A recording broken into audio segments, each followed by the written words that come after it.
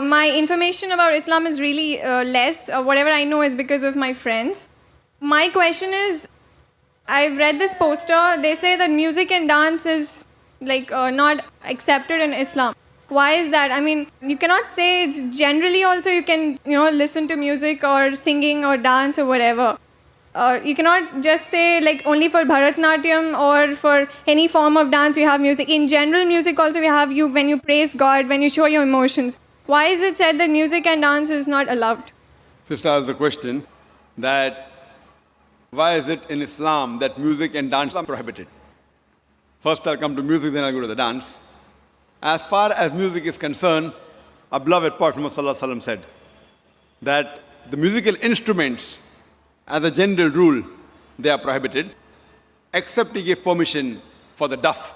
That's the one-sided open drum, called as duff or duffli.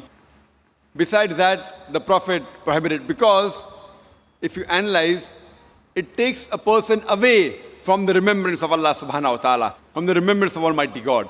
That's the reason when we hear these, film songs, whether it be Hindi, it may be Malayali or Tamil or whatever it is, you find that in these film songs, most of the words that are mentioned, they are far away from reality.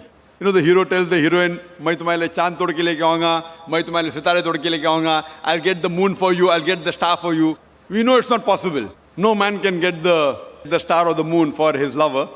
But yet, we keep on repeating because of the ambience, because of everything. So because of this, general rule is that the music does take a person away from Allah subhanahu wa ta'ala. That is the reason a beloved Prophet prohibited musical instruments except for duff. Or, as generally, with your voice.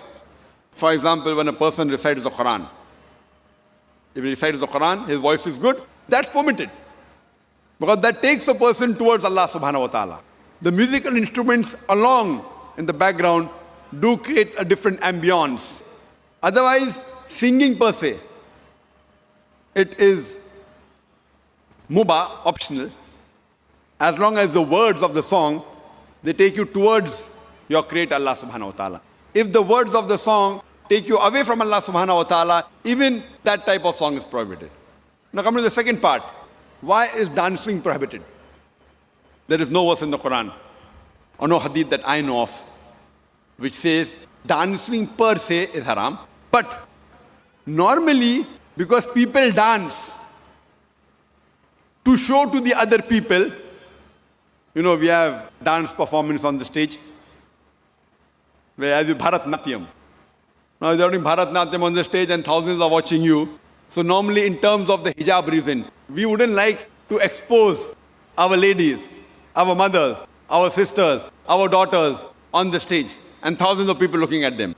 So any profession in which the body is used as a show, as to entertain the people, it is prohibited. That's the reason dancing in public or dancing in parties where we have opposite sex mixing, many a time the rules of dancing, they conflict with the rule of the Islamic Sharia. Normally when you have a dance, you have pairs, male and female, and most of these pairs, that's the girlfriend, boyfriend, and you dance in front of other people. So because it breaks the system of Islamic hijab, that's the reason per se it is prohibited, because it goes against the system of hijab. So you have to realize that many a time when you dance in public, you go out for parties and you move around. Otherwise, with you and your wife, you can do what you want as long as it doesn't go against the Sharia. Alone in closed doors, husband and wife, what they want to do, as long as it doesn't go against the rules of the Quran and Sahih Hadith, there's no problem.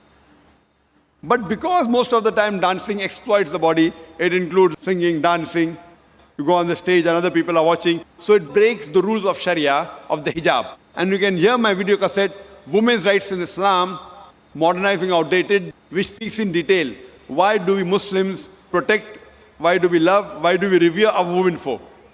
Because we love our women, that's the reason we protect them, and we don't want to exhibit them. That's the reason professions which involve singing in public or dancing